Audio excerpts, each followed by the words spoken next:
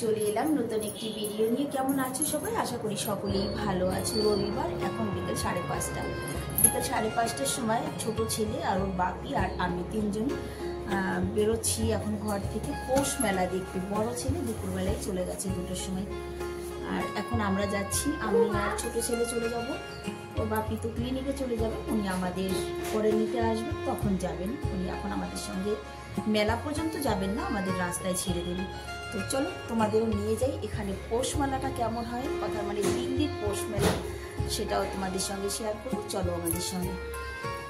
বুঝেছো, দিল্লির ওয়েদার কিন্তু প্রচন্ড প্রচন্ড খারাপ। আমি 3টে সোয়েটার পরে আছি বর্তমানে, আর রোদ নেই। আজ 1 সপ্তাহ হয়ে গেছে রোদের সঙ্গে কোনো দেখা সাক্ষাৎ নেই। মেশিনে হাইড্রো করা জামা কাপড় তাও আজ 3 দিন হয়ে গেছে, কিন্তু এখন থেকে শুকিয়ে ঘরে তুলতে পারি। बैठ जाऊं?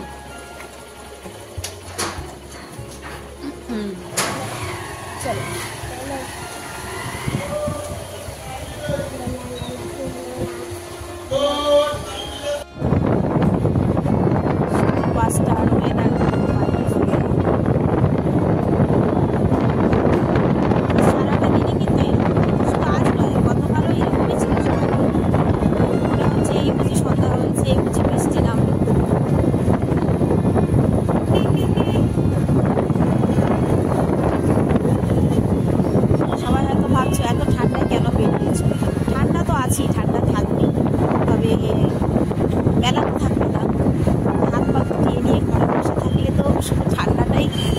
ঘরে বসে বসে, তাই না?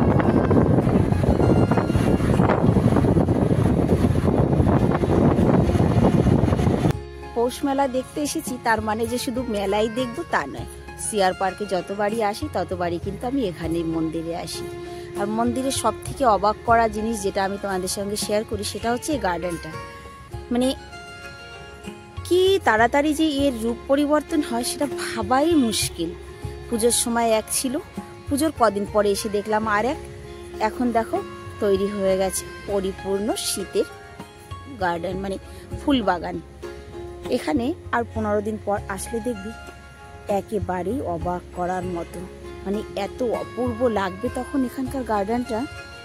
শিব চতুর্দশীতে যখন আমি তোমাদের এখানে নিয়ে আসবো, ভাবতেই পারবে না যে এই যে সেই গার্ডেনটা এত অপূর্ব লাগবে।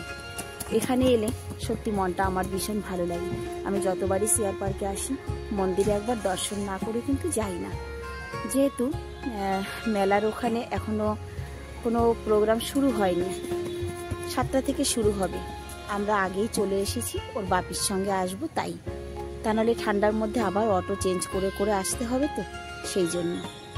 চলো এখানে একটু সময় ঘোরাফেরা হোক, তারপরে তোমাদের সিধা নিয়ে যাব পৌষ মেলায়।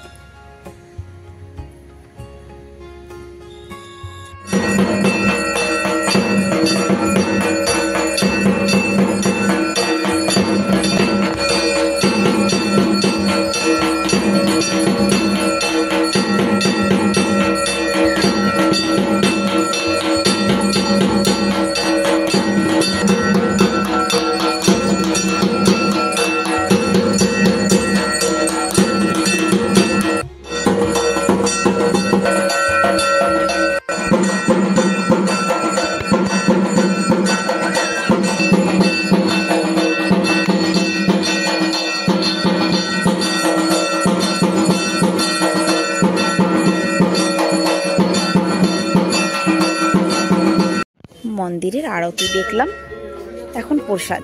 এখানে কিন্তু প্রসাদ দেয়।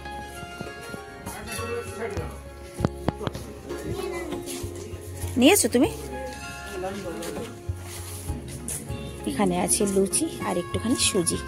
প্রসাদটা খেয়ে চলে যাব মেলায়।